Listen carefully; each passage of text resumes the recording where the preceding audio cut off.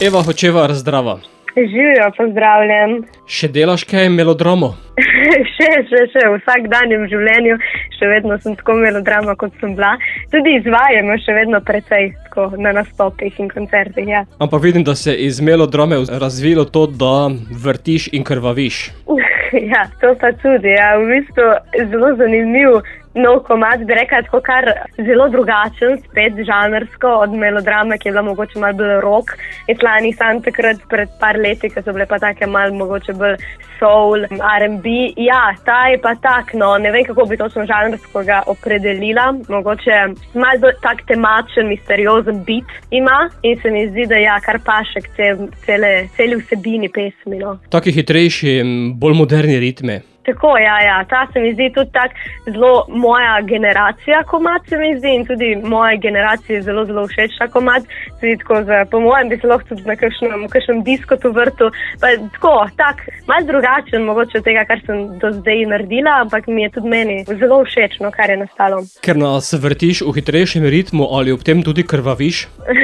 Tudi včasih. Ja, zdaj to je nekako bistvo pesmi, v bistvu ta neka zaciklanost, ta nek krog, v katerem se lahko tako radovedne duše znajdemo, pa pač si tam noter, ker ti je všeč, čeprav vse ta komad govori, če primeren z melodramo, ki govori o tem nekem pobegu pred realnostjo, fantazije in misterioznost, je pa tak komad Vrtim krvavim ravno obratno in v bistvu govori o tem, ko se te ideje, ki jih imaš v glavi in fantazije, nekako srečajo z surovo realnostjo, z neko naravo, z realnostjo in kako to v bistvu lahko vpliva na te in kako lahko tudi trpiš in krvaviš posledično, ko vidiš, da te tvoje ideje, ki si imel v glavi, se ne ravno dobro ujamejo z realnostjo. No. Tako da ja, to je taka zanimiva prispodoba, bi rekla, da ljudje včasih se vrtimo v istem krogu skupaj in vsi krvavimo. Ja. Berem, da izpostaviš prepovedan sadež, ki pa ni jabolko, temveč feferon.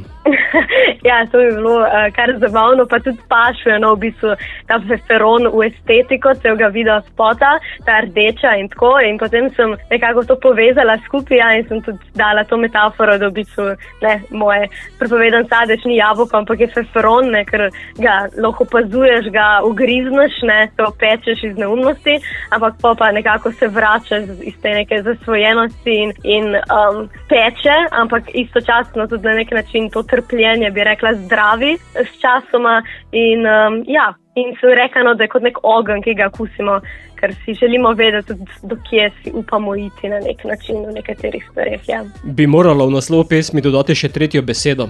Katero? Ja, pa dejo ti. Mislim, ne vem, mogoče bojo gledalci sami jo dali. Ne vem, mogoče pa ja. Vrtim, krvavim, pečem.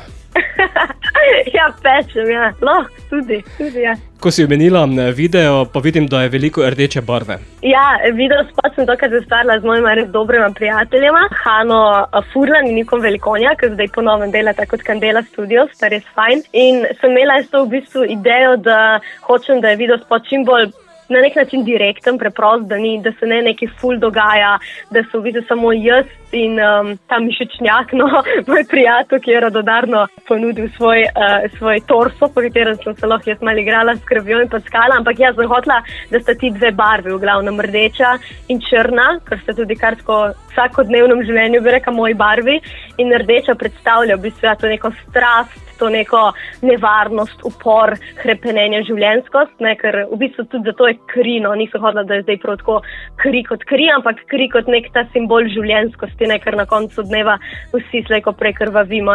In na drugi strani pa je črna barva kot neka poguba, kot neka misterioznost. Ja, te dve barvi sta zelo v videospotu prisotni. Ne vem, ali si se igrala ali si se bolj izživljala. No, ja, pa sej oboje, bi rekla, tako zelo mi je, zelo kar fajn, zelo zanimivo bi je. Najprej sem bila zelo sramežljiva, moram priznati, ker sem začela igrati in packati pole, pa on rekel, ti se ti lahko kar delaš, kar želi skrbjo po mojem trebuhu, tako da pa sem bila tako, super, topam, ja. Skladba med poslušalci, Eva, kako razmišljaš naprej? Naprej razmišljam tako, da bom videla, no, katero. Zdaj, v bistvu ta pesem je prišla kar, mislim, če primerjam z melodramo, no, ker je bila 2024 prišla ven, ta je že 2025, tako da mogoče bom zdaj malo bolj pogosto izdajala pesmi, ki mi že dosti časa tudi na lagerju visijo in me zmeri tako ustavlja to, da preveč razmišljam, no, kdaj bom zdaj to dala ven ali pa. No, ampak zdaj vidim, da mogoče moram samo bolj pogosto tudi delati in dajati vam komade, ampak za plane, tako za prihodnost pa želim čim več nastopati v živo. Zdaj tudi band sestavljamo oziroma tako neko skupino, da bomo lahko igrali v živo te komade. Torej to je v bistvu moj cilj, čim bolj zdaj nastopati v živo s temi komadi, ki jih imam in ki jih bom dajala naprej ven. Boš pa sedaj nastopala tudi v radijskem etru z novo skladbo, zato Eva, vrtiš ali krvaviš? Oboje vedno.